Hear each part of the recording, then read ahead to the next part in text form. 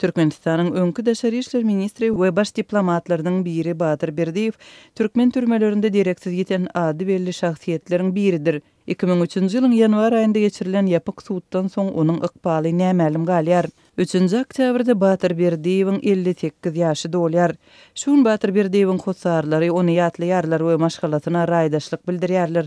Batyr Berdiýewiň türmede ýazan goşgularyny ingliz tiline terjime eden Britaniýaly şahyr we terjimeçi James Womack Batyr Berdiýewiň dogulun güni münasibetli Azatlyk radiosynyň üstü bilen çykyş etdi. Сегодня, 3 октября, день рождения Батыра Бердыева. Мы вспоминаем его сегодня. Şugun 3-nji oktýabr Batyr Berdiýewiň doglan güni. Bugün biz onu ýatlaýardyk we onuň maşgalasyna öz hormatymyzy bildirýär.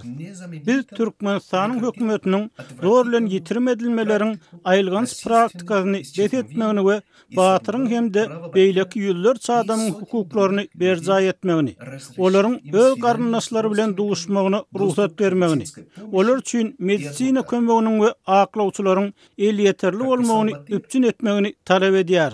Batyr aýtmyşlaýyn, durmuş ursa başyň sallama aşak, gaýgam ýüregi ýer içinden, eger öz-özüňi başarsaň ýeňip, taparsyň öz ýoluň geçirjek jeňden, diňe öz ýüregiňe göwnüňe anan, paýkasyna ýeten nesihatlaryň, güýç kuwatyň bolsun, aklyň gollagy, şonu hiç bir ýolda adaşmarsyň sen.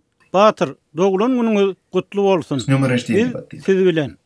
Мы с вами. Dip Batyr Berdiýewiň goşgularyny ingliz tiline terjime eden şahyr James Womack aýtdy. Batyr Berdiýewiň tutsaglykda öz aýalyna we ogluna ýazan şol goşgularyny olary diri görkezýän atly kampaniýasy ýaňy ýakynda rus we ingliz dillerinde çapdan çykardy. Türkmenistanyň türmelerinde zor bilen ýitirim edilenler barada maglumat ýygnaýan bu kampaniýanyň maglumatlaryna görä Batyr Berdiýew 2002-nji ýylyň 7-nji dekabrynda tutsag edildi. Ýani şol ýylyň 18-nji dekabrynda Türkmenistanyň döwlet telewizionyny onuň öz-özüni günäläp eden çykyşyny görkezdi. Türkmen häkimetleri Berdiýewi prezident Niýazowyň janyna kast etmäge tynanşykda aýpladylar. Adam hukuklaryny goraýjy guramalar Batyr Berdiýewiň tutsaglykda gynamalara tedavar edilenligini aýdýarlar.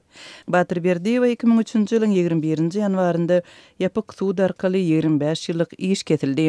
Onuň suwtdan soňky ykbaly barada örän ujypsyz maglumat berilýär. Memorial guramasy öz çeşmelerine salgylanyp käbir tutsaklaryň iň soňky gezek Batyr Berdiýewiň sesini 2005-nji ýylyň maý ýa-da iýun aýlarynda eşidenligini habar beripdi. Batyr Berdiýewiň ykbaly barada hatda onuň diýridigi ýa-da dälligi barada maglumatlar ne onuň maşgalasyna ne-de garaşsyz guramalara şol sandy Gyzylhat we Ýarymay guramasyna el ýeterli. Türkmenistanyň ýolbaşçylary Batyr Berdiýewiň ykbalyny degişli ýagdaý 2007-nji ýylda agzapdy. Şonda prezident Gurbanguly Berdimuhammedow New Yorkda Kolumbiýa Universitetinde eden çykyşynda Günbatar jurnalistiniň öňkü daşary işler ministrleri Boris Şehmuradowyň we Batyr Berdiýewiň ykbaly barada beren sowalyna "Men entek ýaş prezident, meniň işim ýurt ykdysadyýety gowulandyrmak, ony galkındyrmakdyr. Emma men olaryň diýridigine ynanýaryn" diýip jogap beripdi. Emma şondan beri geçen 11 ýyl bu mesele aýdynlyk getirmedi. Adam hukuklaryny goraýjy Truth Accountability guramasy zor bilen ýitirim edilmeleriň Türkmenistandaky iň agyr problemalaryň biridigini belledi. Gurama olary diri görkezýän kampaniýasy boýunça öz egindeşleri bilen bilelikde ýaňy ýakynda Türkmenistanyň prezidentiniň New Yorka saparynyň öňü sirasynda Birleşen Milletler Guramasynyň baş sekretaryna ýüzlendi we Antonio Guterres Berdimuhammedow bilen duşugynda adam hukuklary barada göni sowal bermäge we onuň türmelerde adamlary zor bilen ýitirim etmekden el çekmegini gazanmagy çağırdy. Türkmenistanyň häkimetleri ýurtdaky zor bilen ýitirim edilmeler problemasyny boyun almaýarlar. Türkmenistanyň adam hukuklaryny berja ediş boýunça şu ýylky hatawaty bilen 7-nji maýda Jenewada Birleşen Milletler Guramasynyň adam hukuklary boýunça geňeşinde çykyş eden türkmen resmiýeti Wepa Hajiýew häzirki pursatda gynnamalary, zor bilen ýitirim edilmeleri we edenetlikli tutkatutlukları tubut edici çynlaky habar bolmady diýdi. Şol bir wagtda Türkmenistanyň türmelerinde direksiz giten hasaplanylýan, ýagny tutsak edilmeginden soňky ykbaly doly nämälim galýan adamlaryň halkara guramalary tarapyndan ýöredilýän sanawy gitdigiçe giňelýär. Olary diri görkezýän atly halkara kampaniýasynyň 10-njy sentýabrda köpçülige hödürlän täzelenen hasabatyna ýene 9 adam goşuldy we sanaw jemi 21 adamy ýetdi.